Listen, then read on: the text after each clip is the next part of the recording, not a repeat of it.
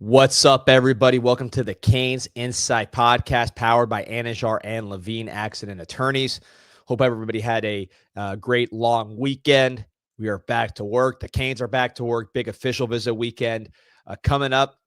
Got a special guest today, my man 50 from Category 6. We'll talk to him and just diving into a bunch of stuff, man. Anonymous coaches, as always, kind of taking shots at Miami, but not really too bad this year. And honestly, I take what they said as a compliment. Also, some interesting notes on some other teams. So we'll get into all that.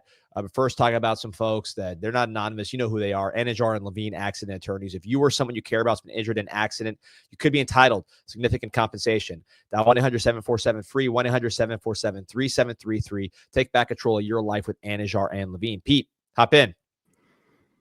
D. What's up? How we doing? Doing well, man. What weekend, man? We did a Sunday morning show. We did a big show, a long show yesterday. Appreciate everyone who was on those shows live.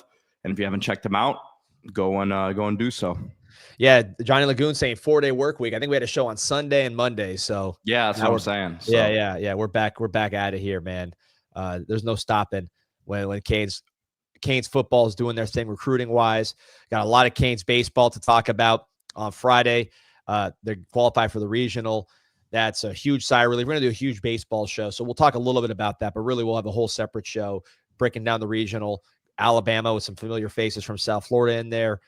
Justin LeBron, Jason Torres, Southern Miss, some great arms there, and Columbia, those tricky Ivy League teams. So we'll do a whole breakdown of that, but happy to make it in, man. 50th regional appearance for the Canes. One of my buddies texted in a group chat yesterday saying Jordan LeBron season. And I thought there was someone named Jordan LeBron, but he had the name wrong. It was Justin LeBron. Yeah, exactly. Shout out to my boy, Rich Delgado, man. And his pops, Vito, who listens to the show daily. Shout out to Vito. Vito. So D, this is always a show that we do every year with these ACC coaches. Last year, I think remind me if I'm wrong here, but and I'll try to look it up here, but I'm pretty sure the comments were like, they always have a lot of talent with Mario, but Mario can't coach them up sort of thing. That wasn't necessarily the sentiment this year. Well, a lot of them probably lost, big, Duke got smoked by multiple touchdowns. Who else is out there that played in the ACC? I mean, look, Miami didn't even play that great in the ACC, but they beat most teams. Georgia Tech, they rushed the field, so you can't say these guys stink and then rush the field if you beat them. And then Syracuse with they already talked their talk. I think Miami's going to get their revenge this year. Syracuse lost a ton in the portal, and I think they're just going to get demolished. I hope, but that's what I expect.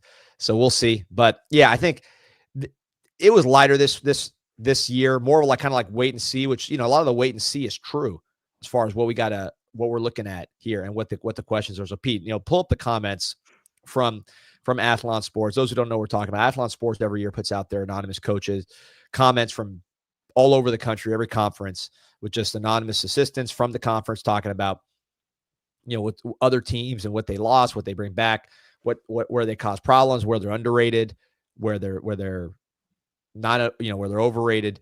Gio saying there's anonymous shots across the board. People are overreacting. Yeah, I mean, Miami's comments this year were pretty much in line with everything else. But here's what the coaches said. First one, is Beck worth all that money? No one really knows right now, but that's the question you have to ask. Look, I think that is the question, right? I mean, until you see Carson Beck throwing and doing his thing, you don't really know. I think if he plays the way that he's played in the past, where he just completely destroyed every ACC team he played, I would say he would be worth the money. Certainly Darian Mentz is making that kind of money, and the guy's never done anything against any kind of Power 4 opponent. So I would say yes, but we got to see that.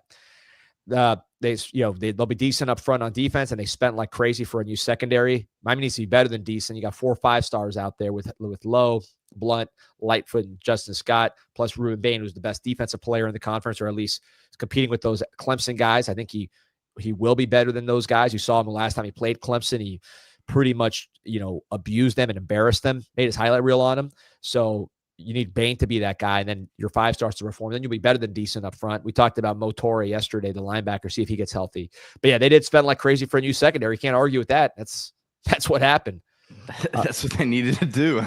I don't get upset at that one. And then the next one, they're good on the offensive line. That's one area you don't worry about with Mario. Agree there. I think you look at the first year. So really, thanks, Captain Obvious. No, but listen, even on the Canes Inside message boards, by the way, 7.4 million posts and counting. Check out the Canes message boards, Canes Inside message boards for free on CanesInsight.com. Sign up. Again, cost nothing.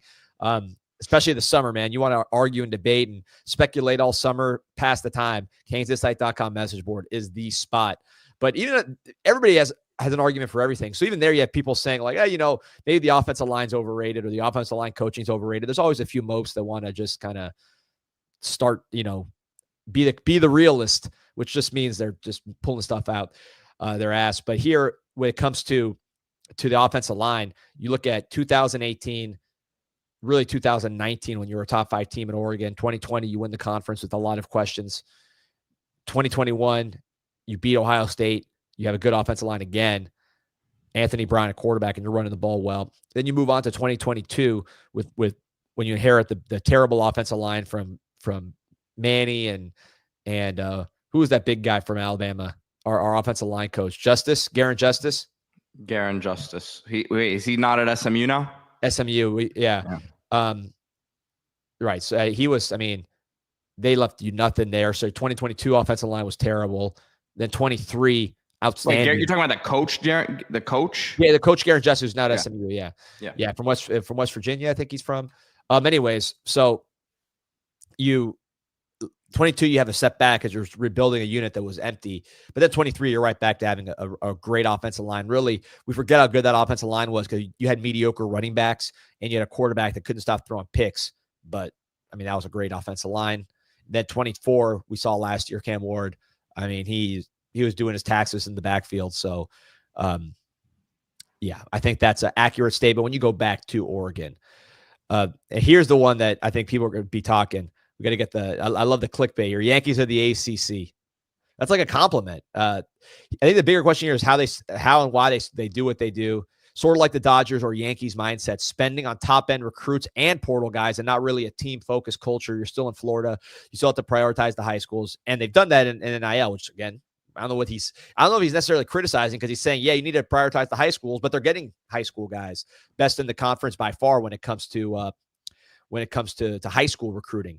So I don't look at that as a negative, Pete. I don't know how you look at it. I think, I mean, look, so first of all, obviously the title here is of the thing is Yankees, the ACC. And we already have a comment from Mike Jeezy saying Yankees have 27 World Series title. Miami only has 5 natties, doesn't have any AC titles. This is about the fact that there's a perception, just like, and the quote says Yankees and Dodgers, that like there's a perception that Miami has more money than anybody and can just go recklessly spend. And then essentially like, kind of get backlash if you don't win at all or win to, the ACC because the perception is you spend more than anybody.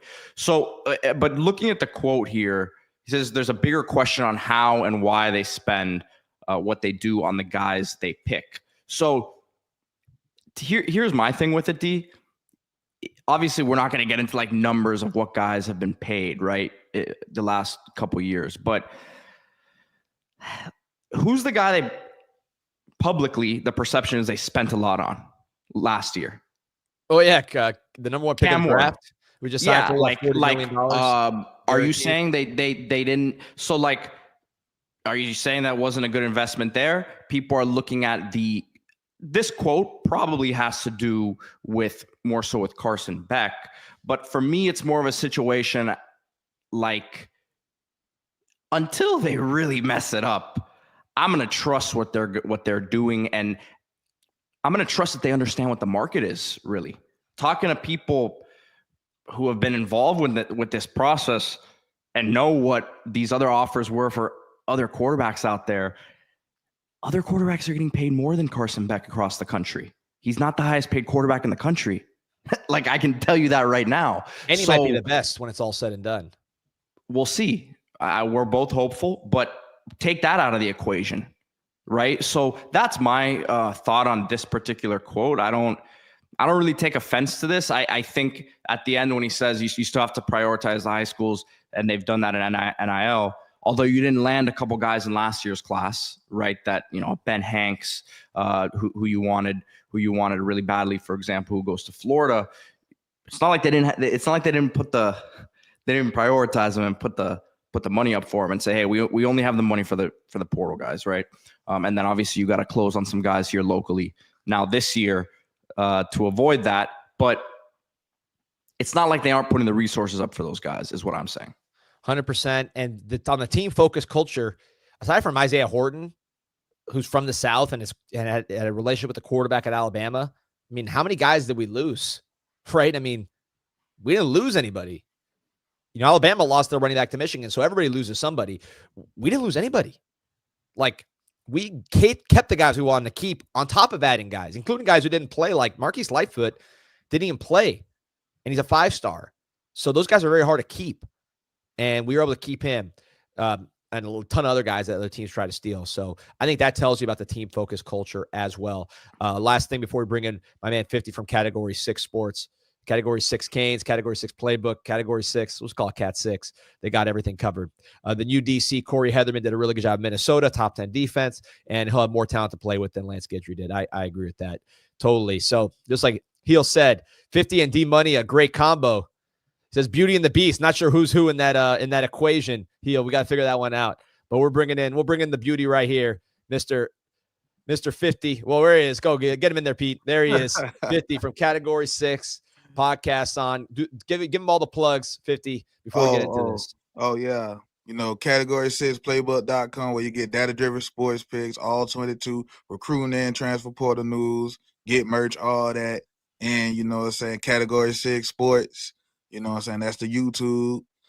Yeah, that's the Twitter, all that. So, yeah, you just holla at us. We're going to have to figure this one out, 50, because when I was on your show, you sent me a 6-page outline with pictures, with graphs, with stats. The thing was so comprehensive. And, on this one, I'm sending you a link, like, while the show's already on, like, hey, man, hop on. So we're going to figure this one out as we go. Yeah. But real quick, I know you've been talking about this. The ACC coaches, right? The anonymous coaches, people talking about Miami, the New York Yankees, and the Dodgers of ACC, which, listen, I hope that's the case, because those are the two teams playing for the championship last year, if I was watching correctly. So I love that kind of result this year. But, what do you think when you read all these quotes and hear all this stuff? I ain't gonna lie to you. I actually love it. I just wish they'll pick a side. You know what I'm saying? Because it'd be all right. Right now, we the richest in the world. But then when we don't get a certain player, now we're poor and we're broke. Who wants to come to Miami? Told you, them fans and all this. So if they could just pick a side, I'd be happy. But you know how it goes. They don't never pick a side. Plus, I also like that. I saw like on a message board, a Texas fan or something. They were talking about, oh man, like we put a down payment on the player. Like, and I'm like, Texas complaining about our nil? Oh, I love it here.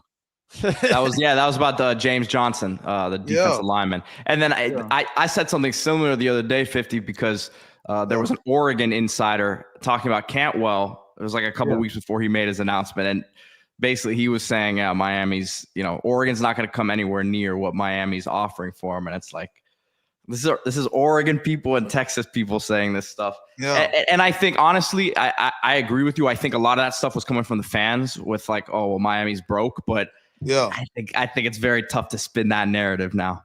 Yeah. Yeah, but they'll do it. You know what I'm saying? It's like with Gator fans. They still talking for some reason. I don't know why. Like, you would think they would shut up. Maybe they just want to talk because my man D Money must have went there or something. Like something. I don't know, but I don't know where they get this confidence from. And it was I have fans too saying, you're not, you're only won 10 games, right? And you spent all this money on the roster, but it's like, would you rather be overpaid or underrated, right? I mean, it's like, when you're spending that much money, first of all, obviously the players are happy to get paid, but our floor has gone up tremendously anyway. So are we paying too much for I'd rather be there than being 7 wins and broke and complaining about that and looking up. If this is if we're only winning 10 games and that's a disappointment, that means that the floor to me has been raised, because you grew up in this. You're like Pete's age, right? 50. How old are you? I'm 33. Yeah. So you spent a lot of your Canes, life being a fan with 7 wins, 8 wins, the struggles. And that's been a long, extended struggle. So the floor was real low because you could have seasons that were terrible. And the ceiling wasn't that high because the best we could hope for was like the year with Morris where we started fast and then got smoked by teams like Duke at the end of the year, Maryland or whatever it was. I mean, we sucked at the end of the year that year. And that was, the peak. So now the floor has been raised a little bit too. Oh, and let's not forget what Florida had to do last year, right? They accepted the fact that they know they don't have the right coach at the helm, but they said we don't have the money to fire him, hire someone else, and then go get good enough players. So that's Florida essentially punted on what I don't think that anyone there actually believes that Napier is the right guy. Right, you're hitching your wagon, obviously, to the situation at quarterback, and some of the young guys that they brought in this last class, very, very, have the ability to have some guys there who can be game changers without a doubt. But is that the formula to go win 9 games in the SEC this year? I don't know that it is. Right, so when you talk about Florida, let's remind. We talk about Florida State a lot. Yeah, because they're kind of in they're in the worst situation. I think we can all agree there. But that's how I look at Florida's situation right now. Well, Canes Cat saying, why are you giving FSU credit? They only won 2 games and they are broke. I don't know who he's responding to. I mean, I think you said you said some teams win 7 games and they're broke. When you said that, he commented that. So he's saying, they only won 2 games and they're broke. Pull up the anonymous coaches on FSU so we can laugh at them a little bit. Honest, and by the way, I gotta say something about this. You know who the program they were glowing about was Duke. Talking about their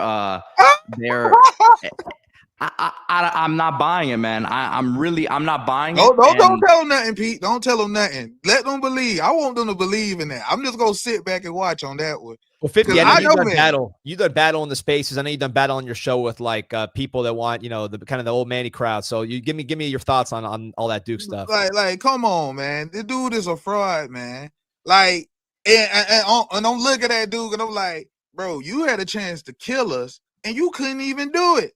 We stepped on you. And it was like par for the course. Like, I'm not even shocked that we just beat them in embarrassing fashion. Cause I was used to it. Like, I can't never I know people like to bring up Louisiana Tech and FIU, but I can't ever get that North Carolina game out my head. Ooh. I can't ever get it out my head. And I'm like, how do y'all still love Manny? Like, there are people that still love Manny Diaz, and he's a fraud. Like, he's not that good. He's not a good head coach at all. And I just can't wait to be proven right again. I just can't wait. I gotta tell you, I met Manny, a nice guy to me. People that worked with him like him. Probably because he's not as maniac like Mario, Yeah. But it's like, here's how I look at Manny. He's at the right place for him. He's going to do a good job, I think, for Duke. But when you talk about, this big time football, I want my coaches to hate life. You know what I mean? That's what it takes. It's not. You think Alabama? They were out there having fun, having work-life balance. Man, those guys were maniacs. Those guys were. And I'll believe it when I see it when they talk about, because this thing's talking about they're all in on NIL and that Mensa was a big investment.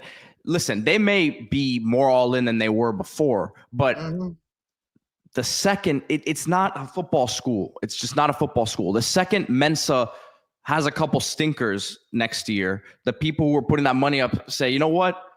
We need to give Coach Shire some more funds because Jay Lucas is coming now. I love it. But no, man. I listen. Well, I don't know. I don't want to get too much into Duke here. We were going to get to Florida State, but yeah, I'm not buying. I'm not buying the Duke thing. People here said, one of these coaches said, let me see what it was, that they could be a title contender right here. This guy said that they could be a title contender because that defense is absolutely legit.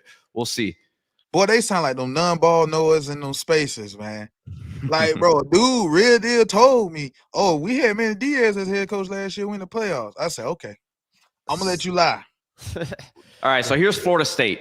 First of all, shout out to Gmo, another Category 6 stalwart. Like, share, and subscribe. Appreciate you. Yeah, we got to get better at our stuff, man. Because you guys are so on point with your like, shares, and subscribe. Your commercials, you got the whole name for the people in the chat. Shout out to the Chasers. You know, I know we got some on here. We got to name our people, Pete.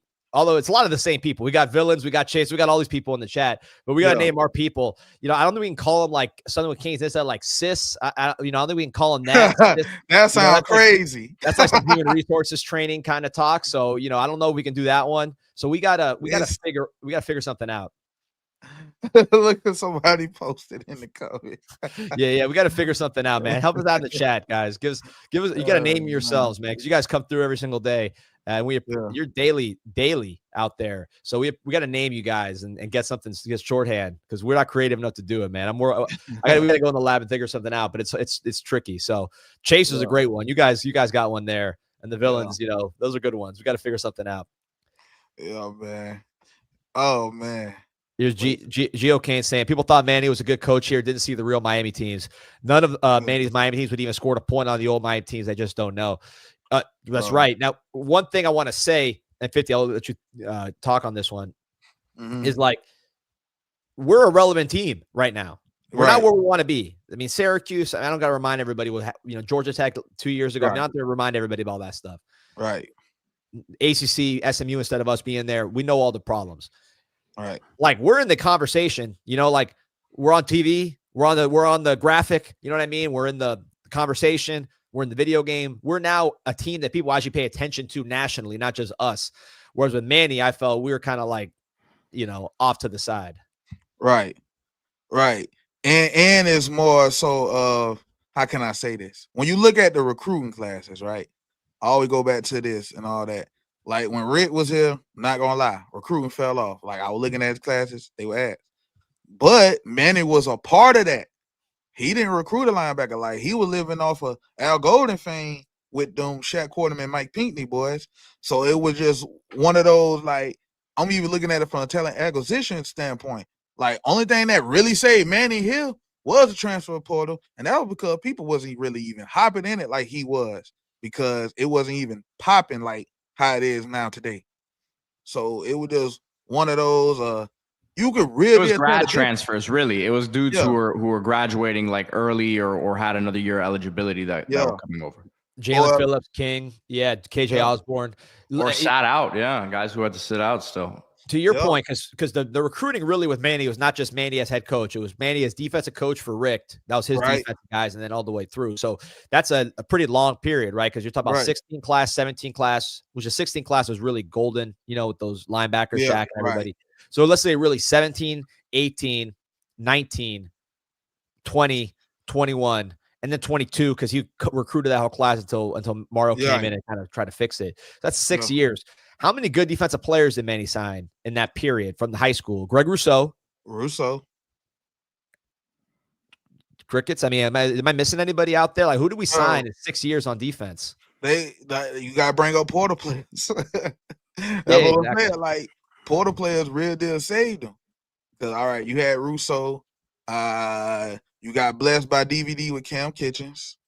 Oh, that's a good one. Yep, that's a good one. Yeah, James Williams and Taylor were talented, but they didn't really do it on the field. Right. DJ Ivy was a pro, but he didn't in college. It didn't click for him. Right. Yeah. Like, appreciate you, Flo. Hit that like button. Good morning. Yeah. What's good, Flo? I guess Jared Harrison Hunt ended up being an NFL guy. Did he get drafted? Yeah, I'm pretty sure he did. Did he not? I think he did. Elijah Roberts got drafted. Oh, that is his guy, Elijah Roberts. Yeah. So shout out to Flo. Check out Flo's channel as always. He's doing those drive-by. No, he didn't get drafted. He didn't get drafted. I thought he did. I don't know why. Hassan, by the way, appreciate you from the Glass City saying, don't forget to join Canes Connection. Keep other coaches hating and being jealous. Exactly, man. Listen, they're talking about Duke paying $4 million for a quarterback. This is competitive out here. We need you to be part of this. Bring it in tight. CanesConnection.com/CIS. We'll be doing one of these. We'll do like an official visit wrap up. Probably, I'm aiming for next Tuesday. Where we'll wrap up everything that happened this weekend with the official visits and everything that's coming up. And it's going to be, I'll give you everything I can give you on this show, but everything that I can't give you on this show because we don't want other coaches, other fan bases to see it.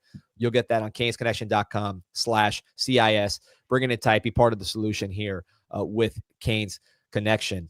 So Yeah, some man. of these classes ended up being, I mean, there were some highly rated guys in these classes, but a lot of them just didn't pan out. Man, I'm talking about, boy, you look at that one class with Lingard and Jaron Williams, you like, these boys supposed to be the man, but like the best player in the class I think Rousseau was part of that class, and Brevin Jordan. Yeah, Rousseau, Brevin Jordan, right. And that's just Silvera, but he didn't really pan out here. He ended up being the pro. Would he get kicked out of the pro for like, what did he do? What stupid thing did he do with the Raiders? Do you remember that? He went live.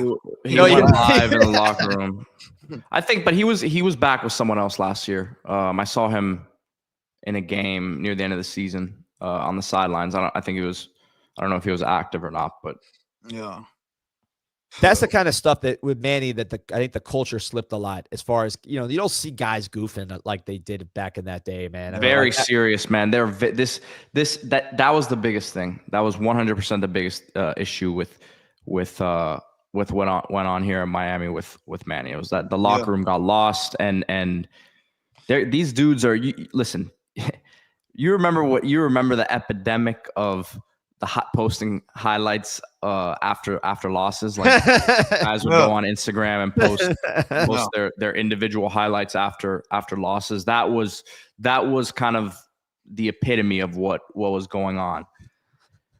You can say what you want about what happened at the end of last season, man, but guys take this seriously, man. Yeah. They really do. And listen, I was in school with guys at the end of the goal. I was in school from 2013 and 2016 through the golden period. I was still around the school. It was not these guys are not in the mix like a lot of the other guys were. I'm just gonna say that. You remember when Manny's first practice, they did a WWE dummy drill. Tackling dummies, I remember that. Man, my kids do that with the pillows in like a hotel room. We just went up to Tampa this weekend to do that. And they were doing that in the bed, man. I should get them running 110s, man. Those dummy drills aren't helping them become better athletes. I can tell you that right now. But hey, Juan-Manuel, 50's got a question, or Juan-Manuel's got a question for 50 here. He's wanted, so when you became a Hurricane fan, what's your story? Oh, when I became a Hurricane fan, well, I really feel like I've been a Hurricane fan since birth, but what made me take it like serious was when we whooped the Gators in that Sugar Bowl when we really were supposed to be in that Natty game. So that was like just made it serious because I was young at the time. I was little, and then we won the Natty. I'm thinking that's just how it's supposed to go. I was at that game. It was cold as hell. If anyone was there, they remember. I didn't know. I mean, I'm not that familiar with the Deep South like that. I thought it was hot. That was one of the coldest atmospheres I'd ever been in my life. Was New Orleans at that time. I was in high school, I want to say, but not 2000. Yeah, I was in high school, so it was cold as hell. But Alex Brown, if you remember him, right? All the hype for Florida Gators. Tackle, right? Yeah, he was a defensive end. They were saying he was the guy. End. Yeah, he was the guy getting all the attention. Got his ass. He got in a fight before. Vince Wilfork knocked him out, but gave him a black eye. Obviously, the game went the way it went. And then, I mean, you look at their careers. I mean, I was around. He got drafted, but I don't know if he did too much when he got into the league. Okay. Vince Wilfork's knocking on the Hall of Fame door. He's getting, he's right out in that border. So, we know how that whole situation turned out with the Gators. But, yeah, that was a hell of a game, 50. I remember that. I remember that one vividly. Yeah. Honestly, it's similar for me, 50, because my dad went to UM, and like I started going to games in the 01 season, like 2000, 2001. So the first 2 years, they won the championship that first year that I was 7 years old going to games. And then that next year they go undefeated and they lose to Ohio State. That was the first game I ever saw them lose. So I didn't even think it was like, I was a little kid. I didn't think it was possible for them to lose. And then you like, okay, we just going to be back there next year. That's how you were thinking. Right, little did you know. Yeah, little did I know, man. Sheesh, all downhill from there. Yeah, I'm 85 when I was born. So I remember, my dad was crazy about it. So he just would drag me along. I remember going to the Orange Bowl. We used to sit in the top because, that was the chief seats. You get good angles. Yeah. I remember me and my friends would wear like Jinkos, and like my uncles would like bring like Bacardi bottles and put them in the Jinkos because they had the big pockets. Right. So you could kind of like fit in a whole liquor bottle in the pocket and no one's going to catch you. I was up there with my boy Louis Llamas and Tom Llamas. Tommy Llamas, we called him at that time, who is now the host of the NBC Nightly News, replacing Lester Holt. So if you ever watched that show, I mean, it's a national giant program on NBC. That's a hardcore Canes fan, man. He was up in the cheap seats at the Orange Bowl with the young a young D Money, Decent at the time. But yeah, man. So listen, before we get into, I know 50, I know you got a young player, a prospect that's got you fired up. We'll talk about him in a second here. But Pete, let's talk about, the number one Cuban restaurant on planet Earth. Man, you know what time it is. It's 9:30. People going back to work. They may be taking the metro, maybe driving on US 1. You're hungry. Only one place to shop, whether you want to sit down and eat, have a nice long lunch, whether you want to grab something on the go. That is Islas Canarias, the number one Cuban restaurant on planet Earth. 40 plus years serving Miami, winning every single award known to man. It is the absolute best on the planet. Handhelds, Cuban sandwiches, medianoches, croquetas, 7 different types. The OG ham is the classic. This is what it is. The empanadas. 50, when you lived down here, you ever get Cuban food? Yes, I love the empanadas there. I ain't gonna lie. The croquetas I ain't really like too tough. The croquetas, if you're not familiar with it, it's kind of a different look. It's basically like ham paste. It's like ham like pasted into like a soft form, fried up. So you got to be. But look, if you're not with it, they got a whole different menu for different bowls. They got all kinds of stuff. It's not a one trick pony here. They got the whole playbook here. This is like the Enos laminated playbook right here. They got you taken care of. Oh man, laminated playbook.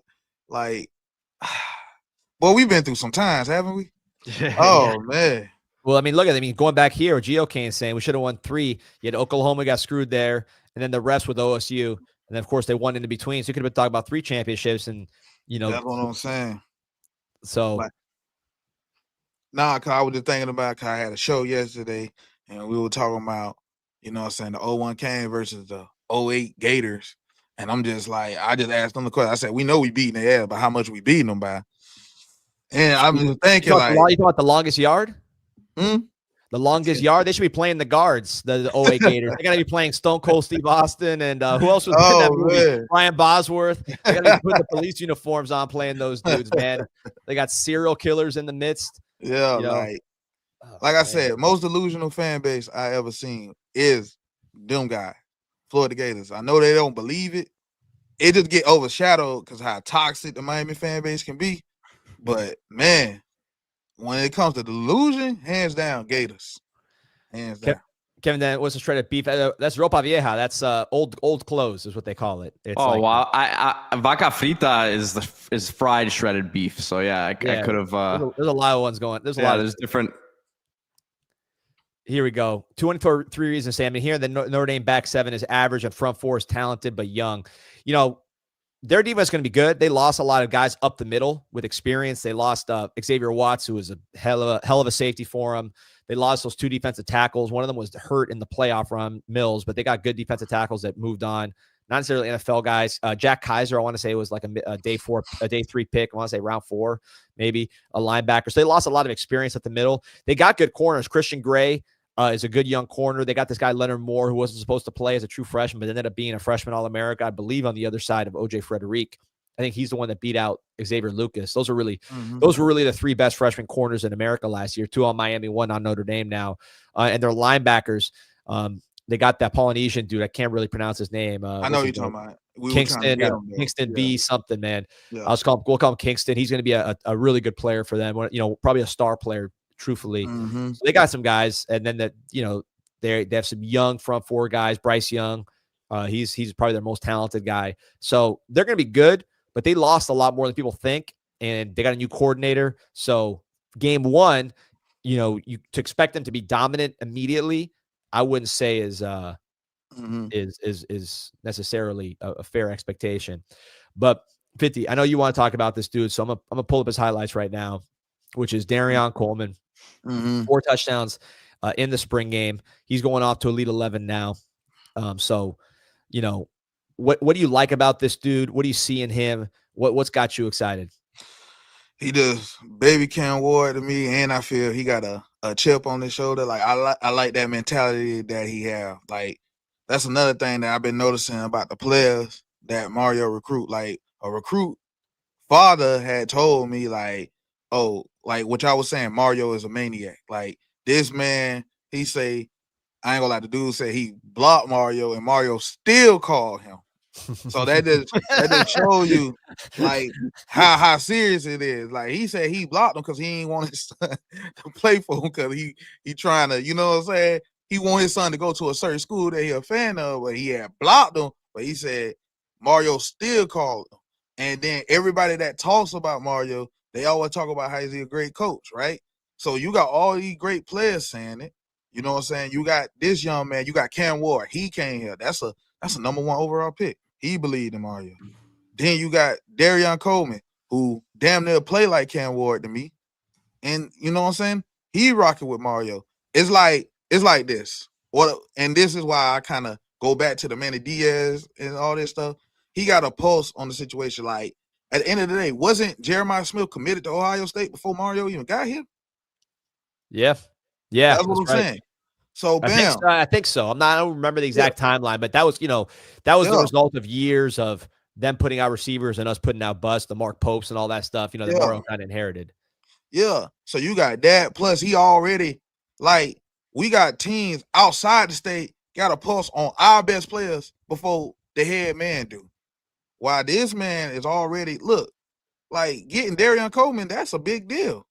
You know what I'm saying? Because I think I heard you say it before. It's like street cred. It's like he know who to get and like what matters to the people. Like it's like you get a Malachi. That's a big deal. We got Malachi because he's popular in the city. You know what I'm saying? Baby Jesus. Yeah, crazy nickname. I can't say it, but man, crazy nickname, man. But yeah, he liked that. So we're looking at Coleman, watching him. One thing I heard about him was he's got that Cam Ward personality. He's got that edge to him. Right. He might have even more of an edge than Cam Ward. I mean, so I know he's had some friction with at these camps with these coaches. I was at a camp and he won MVP and the guy even said like, man, he's got to tone it down a little bit, but obviously he won MVP. So he didn't have to tone it down too much. And there were a bunch of D1 guys there, but I think with, having that edge where he's, he's going to talk back to you. He's going to make sure you know what you're talking about. What I've heard is really good about him is, for example, Cam Ward, Jacoby George is flipping him crap. He's going to tell him like, hey man, like, like you do what you do and I'll get you the ball when it's time. I'm the quarterback, don't worry about it. You'll get the ball when you're open. Whereas some quarterbacks, they can get kind of overpowered by their wide receivers. Whereas Cam Ward, he was the guy. Like everybody else came under him in the equation.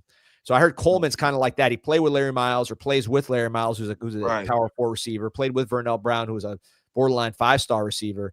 And from what I understand, he was really the star of the show. People yapped at him. He would snap right back and he kind of get everybody in line. Obviously, they won a lot of games. They went to the state championship game, lost to Malachi Toney. I was there. He was running.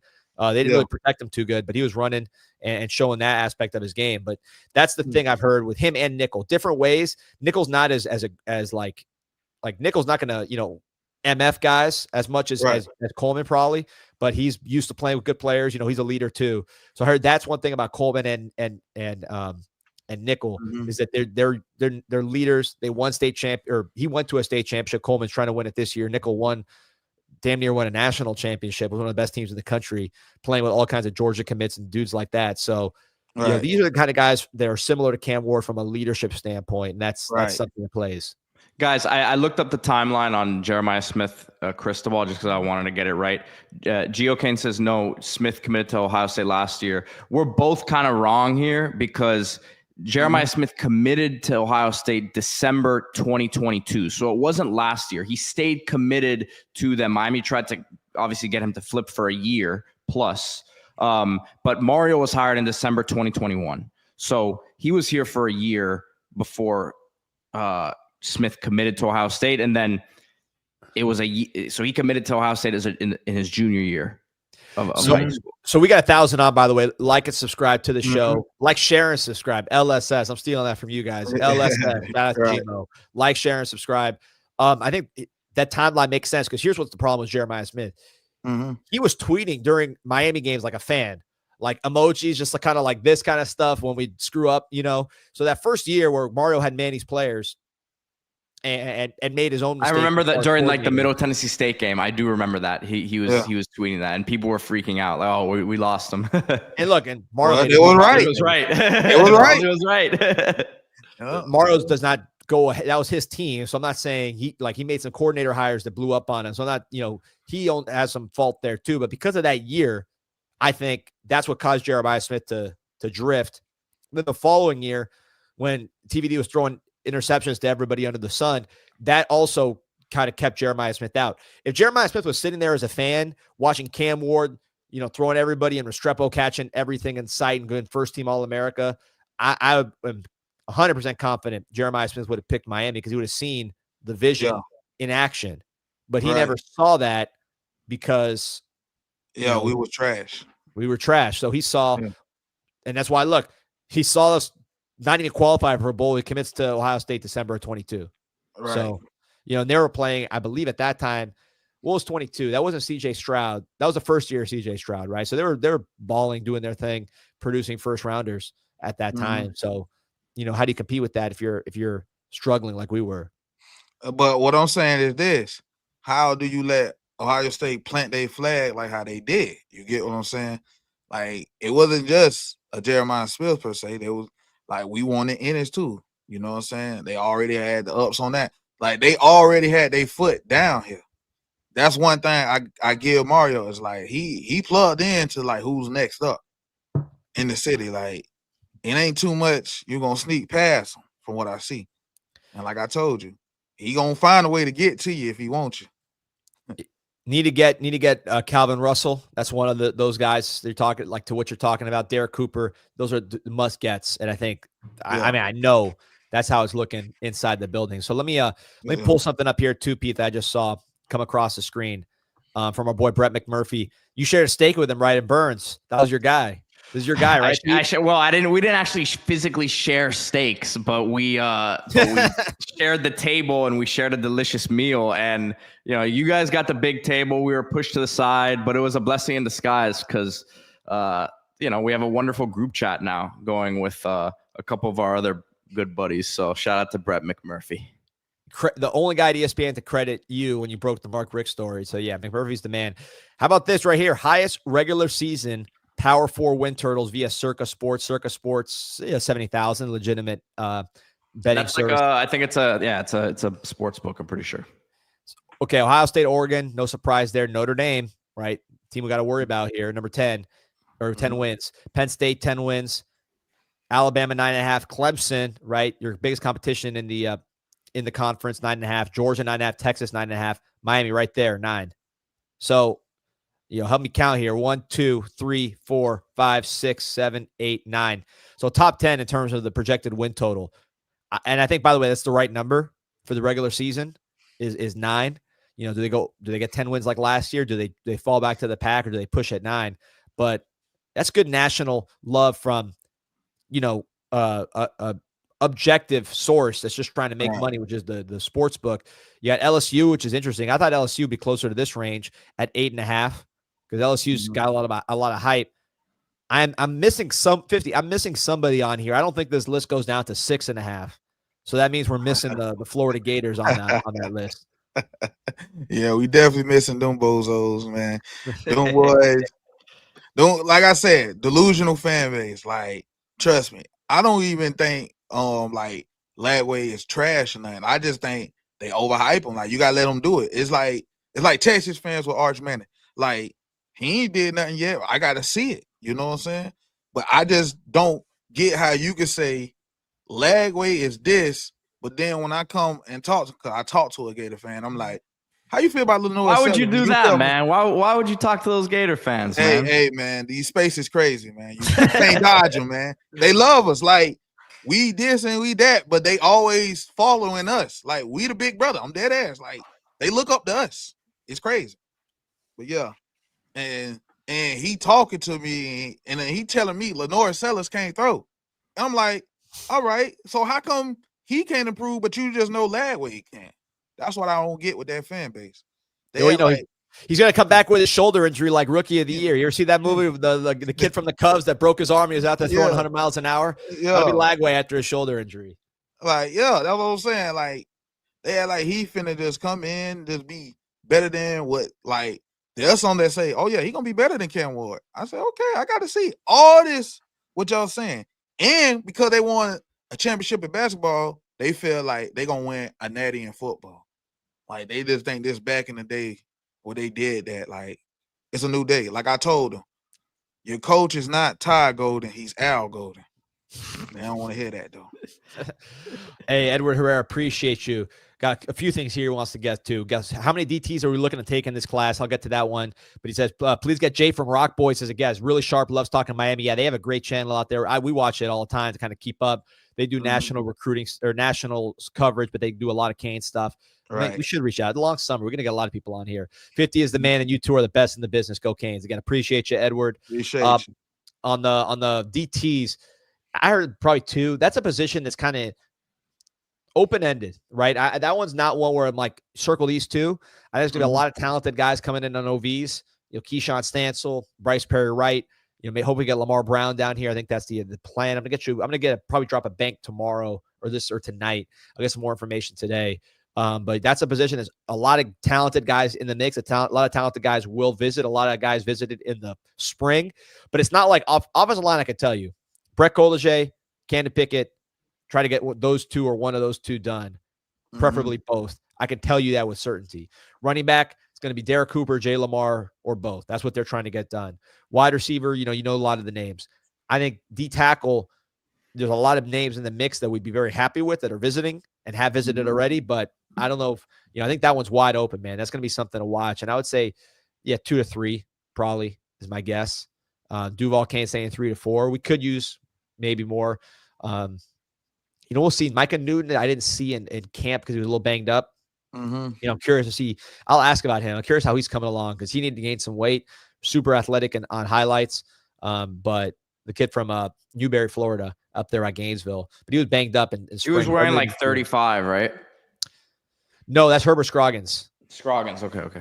With the bifocals running. Yeah, I didn't see much of Newton either. Then yeah.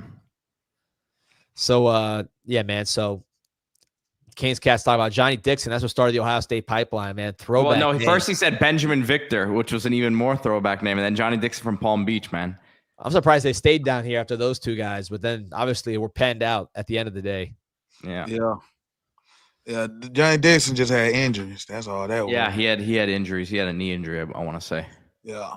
One Ventura saying 50. What do you think about the other head coaches in the state? Mike Cornroll Norvell and G5 Billy up in Gainesville. Like Cornroll Norvell, he won the ACC, but then when he did the 2-10, his stock dropped in my eyes. It's just like he fugazi.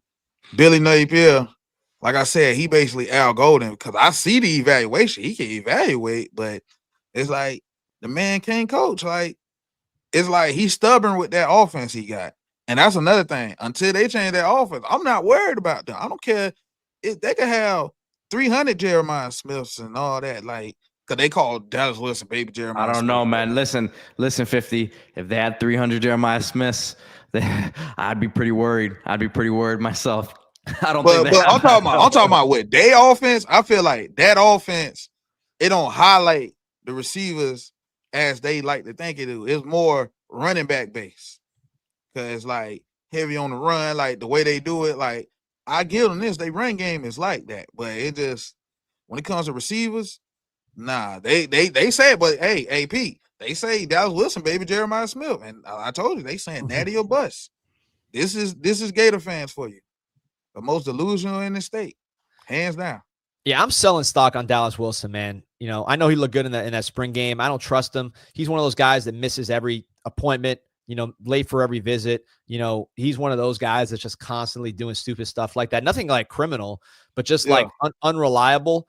And to me, what I've learned just watching wide receivers is you got to get guys that are on point. If they're crazy, like Antonio Brown or like a Tyreek Hill, that's one thing. But those guys at least will show up to work consistently before they go crazy. They're work maniacs.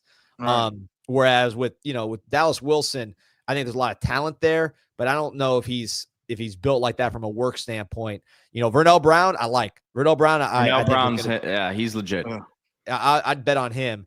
But Dallas Wilson, I if I have to worry about you showing up, Yeah. I'm not interested. Give me KJ Osborne, man. Give me Restrepo. Give me Jeremiah. Look, the ideal, which is what Andre Johnson was, is Jeremiah Smith, because Jeremiah Smith is like, he's got that Restrepo brain, that Mike Harley, Alan Hearns brain, but then he's Superman. So that's what you want.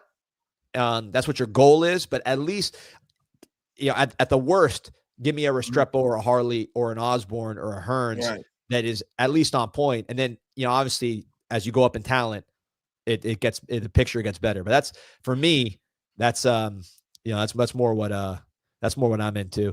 Let me show you. We'll pull up. You were talking about cornrow Mike Norvell here, so pull up the picture. To me, this always reminded me of like when my sister and her friends would go on a cruise, and then they go to the Bahamas, and they come back with their hair all braided.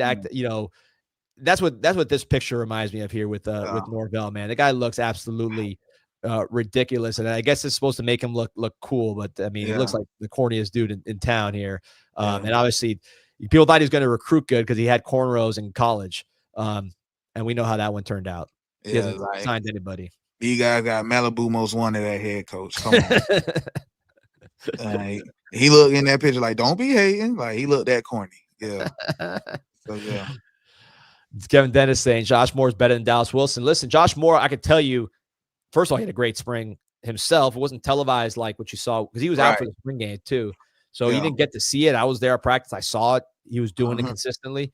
Definitely got the size and the athletic ability. I would say one thing with Josh Moore and really all those guys, Malachi Toney, big time, and Dalen Upshaw as well. We talk about the work ethic stuff. All those guys, they're after practice on the jugs. I heard they're great. They do the right things off the field. They don't got the distractions. So that part of it, we'll see how it turns out on the field. But that part of it, I think with those guys is pretty solid. So, and by the way, CJ Daniels, like, as kind of your leader of the group, he's the embodiment of that. Just really, hard working, straight laced dude, on point, trying to get better. So at receiver, I think that's where, if you want to avoid getting burned, look, you can watch Jeff Thomas and watch the highlights, but where's Jeff? The guy's quitting the team in the middle of the year. Right. Then you bring him back. Talking about Manny Diaz. Right. So that's not what Ohio State's doing. No. I mean, what's that Mecca, the guy that got drafted? What's his Mecca Abuka? That guy he blocks. He works like a maniac. That's what those guys are doing. Now, they had the talent and everything else, but they're not out here, getting guys like Dallas Wilson that don't show up to OVs on time and do all that stuff. That is not. There's a reason why Dallas Wilson went to Florida and not to Ohio State, because Ohio State knew, like, if they're going to miss on like an Innis, for example, who's not as athletic as they thought he was going to be, Innis is at least a maniac worker. He's on point. So they're going to miss on that. They're not going to miss on a Dallas Wilson. So that's my Dallas Wilson view. Maybe I'm wrong. I think if you ask me Dallas Wilson or Vernell Brown, I think Vernell Brown's going to have 10 times the career when it's all said and done. And truthfully, I think our guys are going to end up being better. So we'll see how it goes. But that's just my view on it. 1,200 on, by the way. Like, share, and subscribe. We got 50 from Category 6. If you haven't checked him out, you know where to find him. Just write Category 6 onto YouTube, and like LSS on that one too. Right. And LSS group chat sports too, man. There you go, man. Listen, you're like the plug master. Yeah, we'd be talking all kinds of recruit. I got like 4 recruiting videos dropping today, just trying to keep up with other teams recruiting, other teams portal. Really helped me understand this process too with the Canes, because when you know what other teams are doing, it helps you kind of have perspective. Like, for example, we wanted a 4th defensive tackle in the portal. We did want one. Right. The market kind of the market didn't work out. The guys that were asking for money to be the 4th DT didn't match what their talent was. They said, we'll just go with Artavius Jones. Right. But like, seeing now other teams and what they're looking at the portal and kind of how they operate, man, everybody wants that 4th DT. Like Alabama, Ohio State. Like, it's not like everybody's like, oh, we're good, we have 5-star sitting on the bench. It doesn't work that way anymore because of the portal, because those guys leave. So everybody's dealing with those problems. Doesn't mean we don't have that problem. Doesn't mean if we get like Justin Scott and Moten get hurt, we're not going to be sweating. But everybody else is going to be sweating in that scenario too. That's just kind of, that's how it goes. Yeah. You need to get CIS to 10K subs. I agree. Appreciate you. Oh, yeah. Kevin Dennis asking, are we really looking good for that wide receiver from California who committed to Yuga? I like him. That's Vance Spafford. What he run like? He's like a 4.3 kind of guy. He's the fastest guy in every camp he goes to. He's like a track dude. I think he runs like 10.5. We'll pull up his track times, but he's like verified legit speed. Put up insane numbers. He's from Orange County. Put up crazy numbers like 1,500 yards, which I think translates big time to college when you produce in high school at receiver. I found that that's like a big correlation. I remember Mark Pope didn't really produce that much in high school. He was out there catching like, a couple 50-yard passes on goes, and that's it. But guys that really put up numbers, those are the guys that it tends to translate for whatever reason. Josh Moore's a guy put up big numbers. Dalen Upshaw put up big numbers. Malachi. So we'll see on that. You said I mean, his track time, he's got 10.81, 10.81, 10.99, 10.87, 11.05. This is from 2024. I don't see any times from this year. Well, so no, his PR is 10.69. PR is 10.69. Okay, yeah. So, I mean, that's cooking. And then at camps, when they run 40s, I believe he's been the fastest man at every camp. Yeah. So, including one in Miami. So, Vance Spafford, I saw him on his visit. First of all, guys, it's funny. You see him in person, man. You think he's like one of our writers. You know what I mean? He should be working for like the Herald or something. Like the guy's like, he's not very physically impressive when you see him. Restrepo's jacked. Barrios is pretty strong. This dude's but Restrepo didn't look how he looks now when he was coming out of high school. True. He put work in. But this guy's a slight guy, but man, he is extremely fast, extremely talented, and extremely high priority. We are on this guy big time. We're treating him like elite player. That's how we value him. He's committed to Georgia. They're pretty good, although receiver, they've been struggling. So, I think with Spafford, do we have a chance? Yes. I think we have a great chance at Vance Spafford. In fact, I would put, if you haven't watched his highlights, pull up his highlights while we talk about him here. This is a guy that we're definitely watching close. Right. And I think the selling point with him, first of all, he visited unofficially. So that's important. He said it was his best visit, by the way. I think he told Rivals or one of these people it was his best visit. He is coming back for his official. He's obviously looking around. The Georgia commit's not keeping him from looking around. He was already committed to us when he came on his unofficial. He's taking the official later. And I think with him, the selling point is, okay, you got Tank Dell with Dawson over in Houston, who's number one receiver in the country statistically. Probably very similar to Spafford from a skill set standpoint. Restrepo was first team All-America this year, same position. And Spafford said in his interview, goes, I'm a lot faster than Restrepo. And he didn't say it kind of like matter of fact, right? Because that's what it was. So he's probably seeing the vision that, hey, this offense is built around the slot receiver. And when you're a slot receiver with speed, look at that release. I'm going to be pretty unstoppable. So, man, this is a guy. I'd put him up there with Calvin Russell. Jason Lopez, we also want different kind of slot receiver, bigger, more of a contested ball guy. I mean, that was nice, high point in that one. But this is about speed with this guy and speed production and just the big plays with Spafford. I don't know. Have you watched Spafford? Have you taken a look at this guy? Well, me, hey, I have seen him, but it was more 7-on-7. I ain't really look at the tape per se because I was just like, all I need to see was the speed. I ain't gonna lie. I'm like, and he a white boy with speed, so that was just crazy to me too. So, cause you ain't got to hit him with the stereotypes. Nah, he got speed. So, what I was seeing, like what I'm seeing right here, is like, damn, he looking like a white Tank Dell. Yeah, exactly. Because it's because a lot of times, look at that. I like that right there, the physicality. One thing with him, we've seen it. And look, I don't care about people get mad at me. You've seen a million white receivers in the NFL. You say are quicker than fast. They run like 4.5, but they're quick and they get open. That's going to be like your Wes Welker, Restrepo, however you want to categorize him. He's also quicker than fast. 4.8, right? So then you have some guys that are actually faster than quick. That's like your Andy Isabella, who was like fast as hell, but then he couldn't cut. This guy right here is quick and fast. So you put him really in that Tank Dell category. Look at that move. You put him in that Tank Dell category because he's quick and he's also fast. I think that's really what you get with him. And then the production, sort of speaks for itself. I mean, this is just running by dudes right here. You got to get a better quarterback. Dariana put it on the money for him. That's right. And I like the hands catching with this guy, man. There's not a lot of body catching. Everything, you see how he catches it with his hands. And he's able to not lose speed. I like that aspect of his game too. I can tell you, we love this guy. Like this guy to us, Calvin Russell's obviously, because of his talent and the fact that he's local, he's right there. I mean, put this guy right there on top of the board too, man. This is a priority target. He knows it too. He goes, look, man, when I'm at Miami, they treat me like I'm a huge priority. I don't know if Kirby Smart, I'm sure Kirby Smart gave him the whole Lad McConkey because another guy was quick and fast. But I don't know if Kirby Smart treats receivers like this. He probably deep tackles, linebackers, he's giving the royal treatment.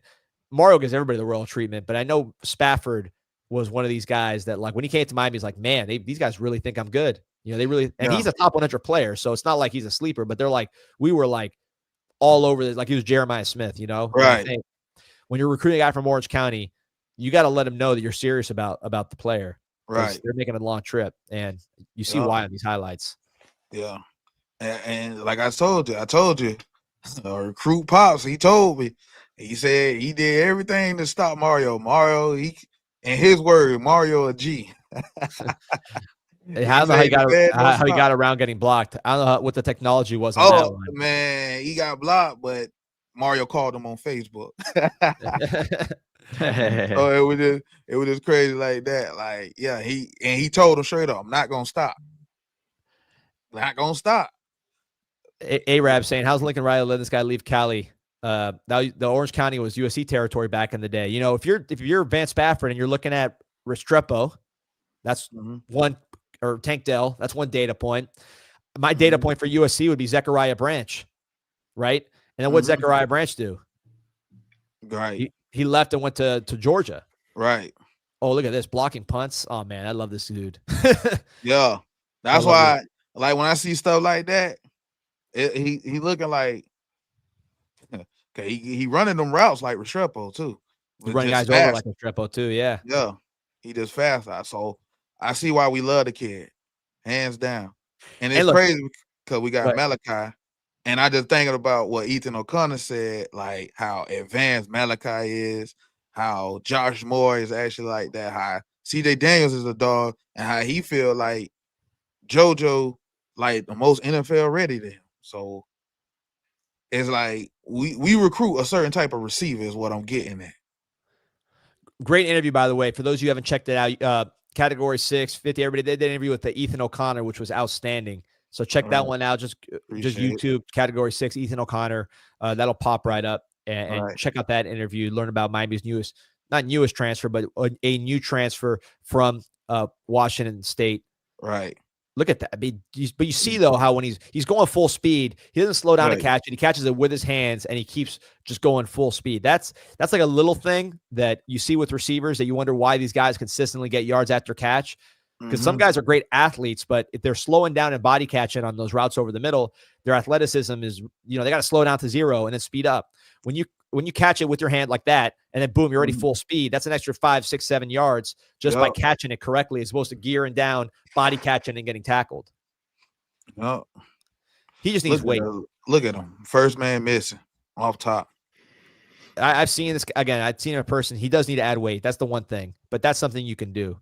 The route running, I mean, that's stuff you're not going to be coaching. And he's tough too. I mean, you see him out here getting physical. He's blocking right here. He's doing the crackbacks. He's blocking punts. I mean, it's not like this guy's a finesse dude. Now we got the whole highlight reel blocking. Look at that. Speaking of blocking and being physical, Kevin Dennis saying, is it Dennis or Denise? I use your comments every show. Let me know in the comments how to pronounce this one, Kevin, because I don't want to be screwing it up every show. You always bring good stuff. He's saying, well, don't sleep on Chance Robinson. Arab asking, what's up with Chance Robinson 50? I know you get a million questions on Chance Robinson all the time in the spaces. He's a very popular dude. But physical, big, looks the part, looks like he can step right onto an NFL field when you just look at his size. Right. Question with me, he's got to play. I haven't seen him play. So for me, that's the issue with the Chance. Nothing to do with his game. I cannot tell you how good he is or not because I haven't seen him play. I want to and give you guys a scoop on him because he gets a lot of questions about him, but that's at least my view on the thing. So what do you see with Chance Robinson 50? What I see, I mean, from what his people sent me, him working out and stuff, he built like, if you just look at him, you'll think he a linebacker or something like that. So off that, he got the size, he could block. It just only thing that hold him back is just injury. But I think he healthy now, he working. So we damn sure finna see him in this summertime. Like hey, people, we gonna find out just like you, cause hey, he healthy now. He putting in the work. I know he got a lot. That's another dude got a lot to prove. That's what I like about this team. Like, you don't know. Like last year around this time, who was popping up? It was OJ, right? This could be Chance time to like just pop up now since he healthy. So yeah. Yeah, you know what? I'm glad you brought that up because we've been getting a lot of questions here. Juan Manuel's asked it a million times. Let me go find one of these here. But this is just so guys know the kind of whole schedule here. You get the spring, the guys that come here for spring, they're here in winter. So they get here in January, pretty much right after they sign, and then they're out here working. We saw those guys in spring. You heard all those reports we were doing, me and Pete, every day for practice. So we heard about all those guys. Then there's the portal guys who get here now, and then the summer recruits, which in this case is just one, Bryce Fitzgerald, because last year you had, it's the Catholic school thing. Last year you had Frederic and Jordan Lyle from St. Thomas. So when they got here around this time, there was a lot of buzz. You could find those old shows around this time. Right. Pete, you remember we're out here saying Jordan Lyle, OJ Frederic. Those are the names to keep an eye on to play year one because of what they were doing when they showed up. So now Juan Manuel's asking, what's your opinion on Bryce Fitzgerald? Gabby Urrutia says he's looking fantastic. Could there be an offensive package for Fitzgerald? Speed and explosiveness on the field. Pete, I know this is your guy, so I'll let you start on Fitzgerald, who's now a 3-time state champion, basketball state championship at Belen, where he was a big contributor on the. You have to mention that every time. He would have had two at Columbus if he wasn't focusing on football. 4x1 champion in track at Columbus, and then football state champ at Columbus. So what can you tell me about Bryce? I know this is your guy.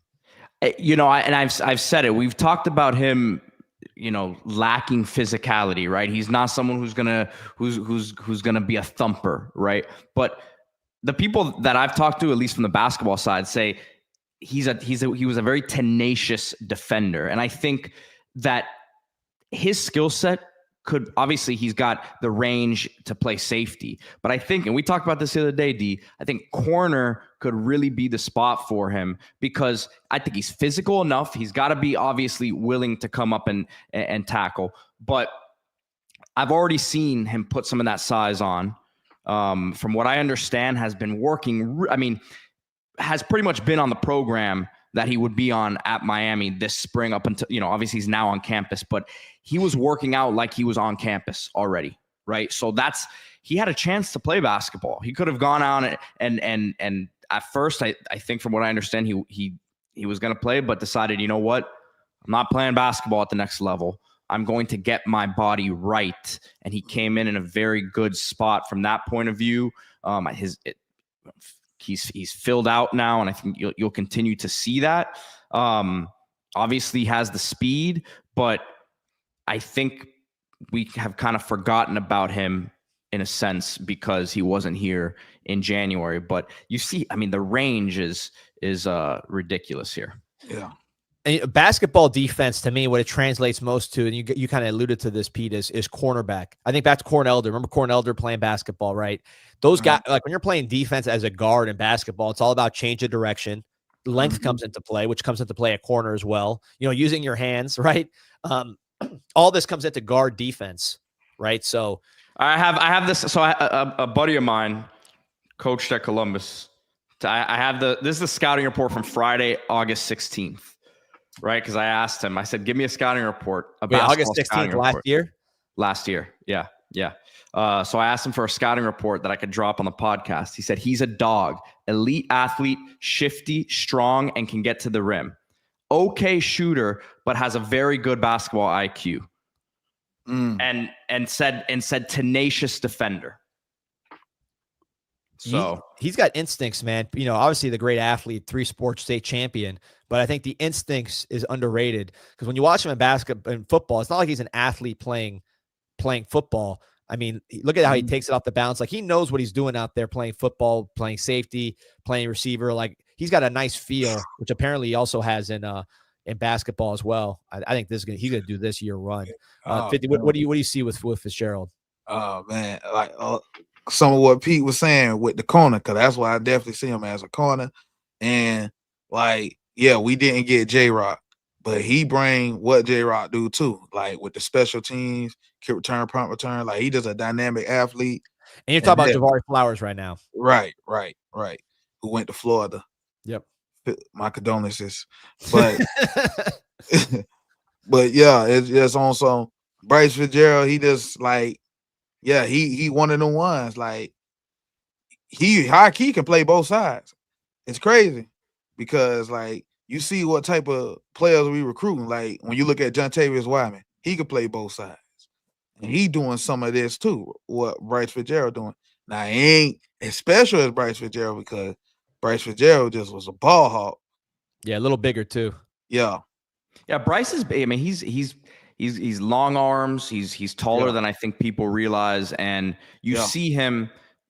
You know, I'm gonna be a little bit like D Money here. I'm not gonna make an exact comparison, but you see him with the ball in his hands, looking like Ed Reed, trying to score every time he gets it. He has those instincts and doesn't lose speed in and out of his breaks. Right? And he's an impressive athlete, man. I'm both sides. I see some of the suggestions. I think return game and then get him focused on either corner or safety defensively. I think potentially could be more of a help this year at safety, maybe. But could he work himself into that forced safety spot? D. I don't think he's going to play safety. I don't see the physicality. Okay. I think corner to me, potentially wide receiver. You see him here playing wide receiver. The one thing that separates him from the guys we brought in, obviously Josh Moore's a big guy, really big. Dalen Upshaw has solid speed. I would compare him to like an Allen Hurns. That's my comp for Dalen Upshaw. And then Malachi Toney is a superstar waiting to happen. But I would say if I don't say weakness is the wrong word, but I would not say Malachi Toney's not like a Santana Moss. Like he's not a 4-3 kind of runner. At least that's not what I've seen from him. I see more of a guy that knows how to play and is just incredibly high IQ with Malachi. Mm-hmm. If Fitzgerald plays wide receiver, let's say he's not physical enough to play corner, and you put him a receiver, he's going to have the most speed at that position, I think, of really anybody on the team right now, right? Maybe Keenan Marion for now, but really of the young guys, there's not a true speedster at wide receiver. Right. JoJo's more of a football speed kind of guy, change of speed guy.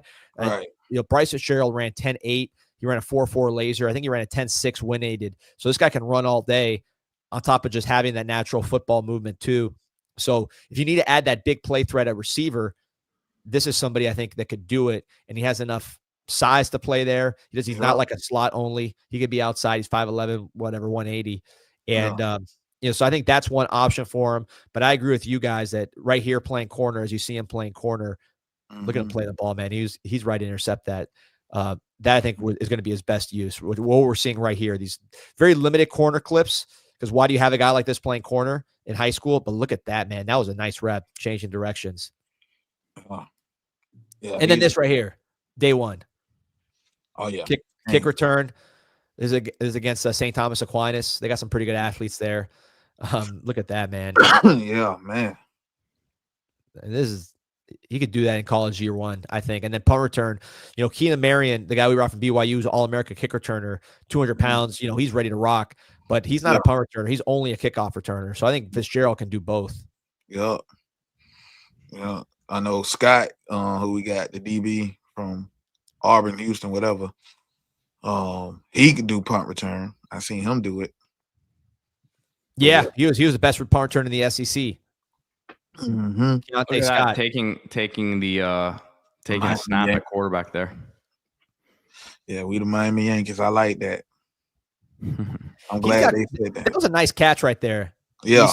Like he adjusted to the ball. He took the hit. Like he looks good at receiver. It's not like he's out there. This is what we need to see. If that's the best hit on your highlight reel, we've been watching this highlight reel for about 8 minutes now. And that's the best hit I've seen. That's, if I'm being honest, that's a concern here.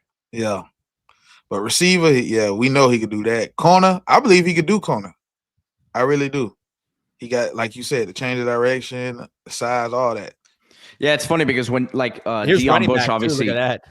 Yeah, Deion obviously came out of Columbus too, and they were kind of playing him similarly, where they played Deion as like a deep safety, and then every now and then would play him at corner. But they're different players. Deion was way more physical. I think Bryce is more instinctual in the passing game. As a deep free safety. But yeah, man. Deion Bush wouldn't have the ball in his hands at Columbus that I could recall. No. Kevin Dennis, I couldn't agree with this point more. By the way, almost 1,500 on, 50 brings numbers, man. What can you say?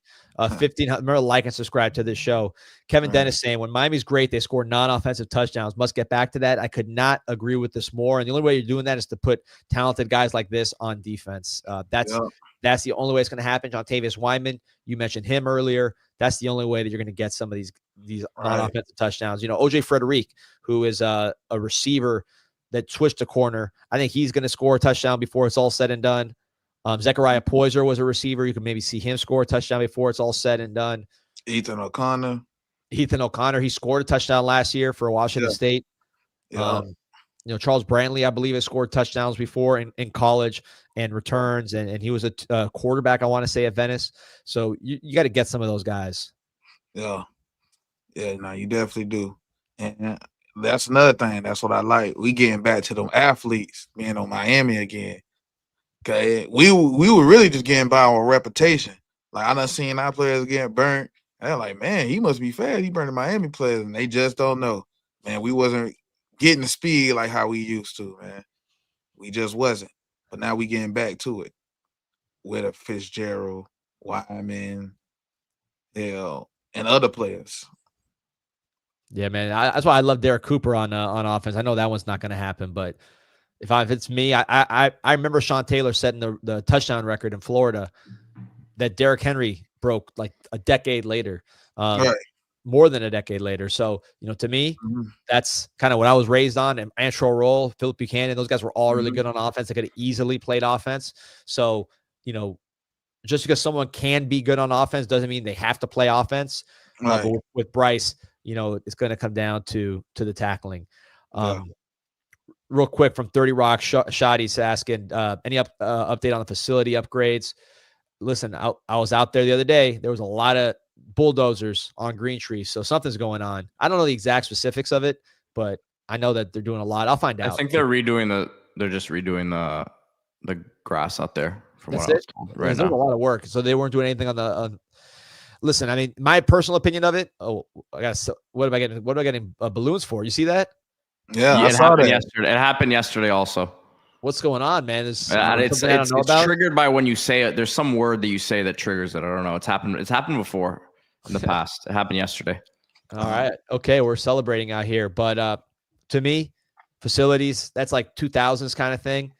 Pay the players. Yeah. We don't need a building. Yeah. Just pay the players. Pay the players, man. Let's not mess around. That's kind of my view on the whole thing. Guys, just the facility stuff just doesn't matter like it used to. Really doesn't.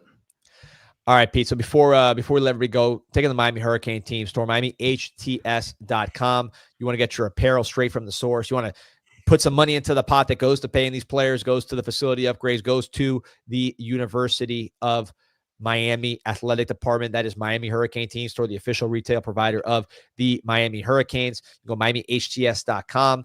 Use promo code INSIGHT20. You get 20% off your first item. They got the Sean Taylor throwbacks. They got the Ed Reed throwback, all the Centennial stuff.